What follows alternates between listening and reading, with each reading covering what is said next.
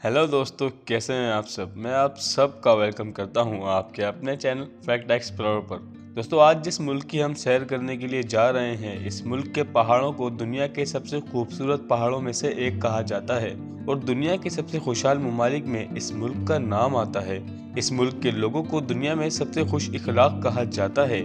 इस मुल्क में आपको खूबसूरती के साथ खाने भी मज़ेदार खाने को मिलेंगे और इस मुल्क की खुद की कोई आर्मी नहीं है, बल्कि दूसरे मुल्क की आर्मी का जिम्मा है इसकी हिफाजत। और आपको इस मुल्क में हरियाली से लेकर बड़े पहाड़ों समेत खूबसूरती ऐसी देखने को मिलेगी जो एशिया के किसी मुल्क में नहीं। यहाँ के कानून ही इतने सख्त थे कि यहाँ टूरिस्ट की एंट्री 90s में हुई थी। उससे पहले इस मुल्क में कोई भी आता जाता नहीं था। दोस्तों, आपको बता दूं कि आज के इस एपिसोड में हम आपको भूटान के बारे में अमेजिंग फैक्ट्स बताएंगे। आपको बताएंगे इस मुल्क में आर्मी नहीं, लेकिन कौन सा मुल्क है जो भूटान की हिफाजत की जिम्मेदारी संभालता है।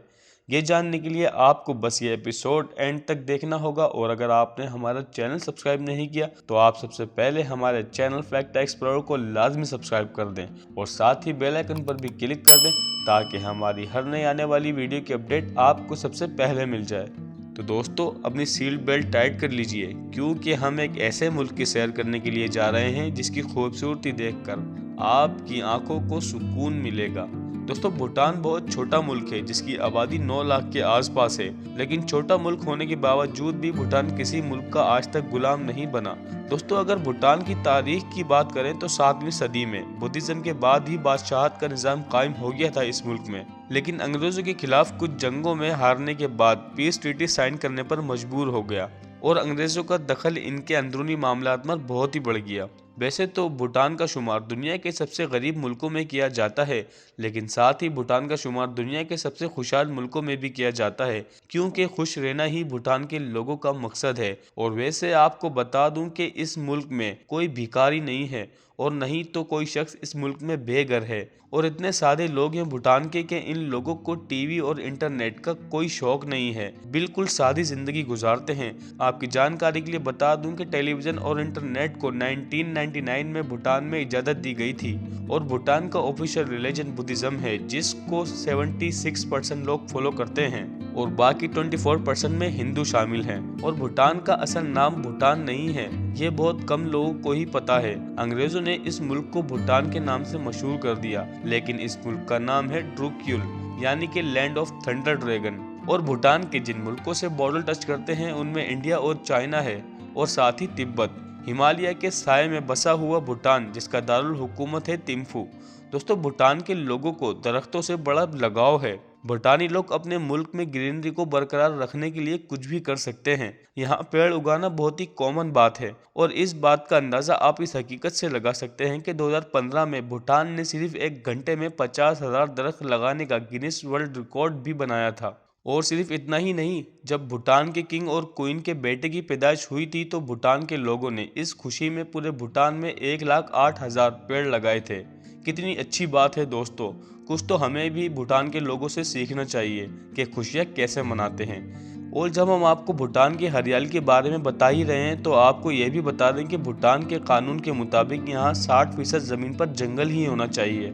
और भूटान की खास बात यह भी है कि यहाँ जानवर को मारने पर उम्र कैद की सज़ा भी हो सकती है। और प्लास्टिक की थैलियाँ तो यहाँ 90s की दुआई में ही बंद कर दी गई थी और सिगरेट भी इस मुल्क में कम्प्लीटली बैन है।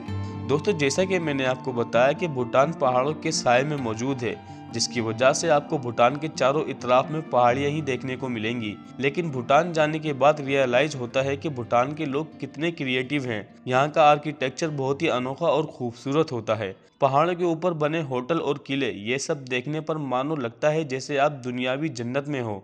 दोस्तों, अगर आप ट्रेवलर हैं तो आपकी नेक्स्ट डेस्टिनेशन भूटान होनी चाहिए क्योंकि आपको यहाँ होटल भी बहुत अच्छे मिलते हैं। पहाड़ों की चोटी पर बने होटल दिखने में बहुत ही खौफनाक होते हैं, लेकिन इनमें स्टे करने का भी एक अलग ही एक्सपीरियंस रहेगा आपका।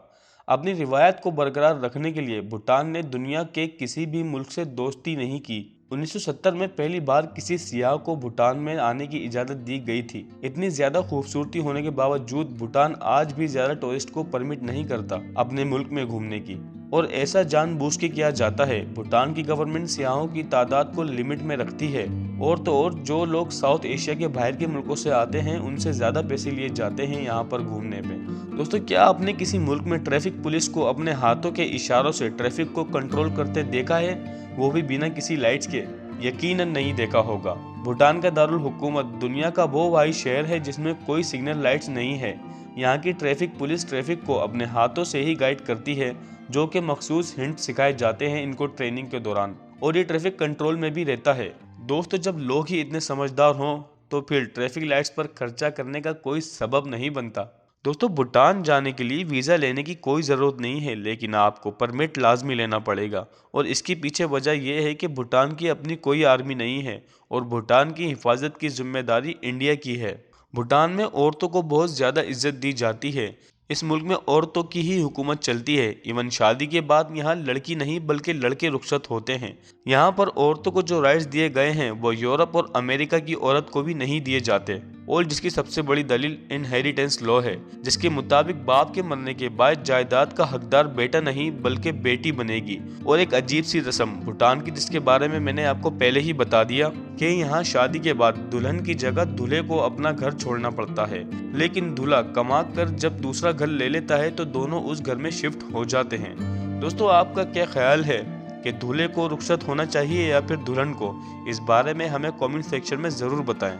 दोस्तों, भूटान के घरों की सरबराह औरत ही होती है। वही घर के बाहर के काम करती हैं, यहाँ तक कि खेती भी खुद ही करती हैं। लेकिन आप अगर किसी भूटानी लड़की पर अपना दिल हार बैठे हैं तो सारी ज़िंदगी पछताएंगे, क्योंकि यहाँ की लड़कियों को बाहर से आए लड़के से शादी करने की इजाज़त नहीं है।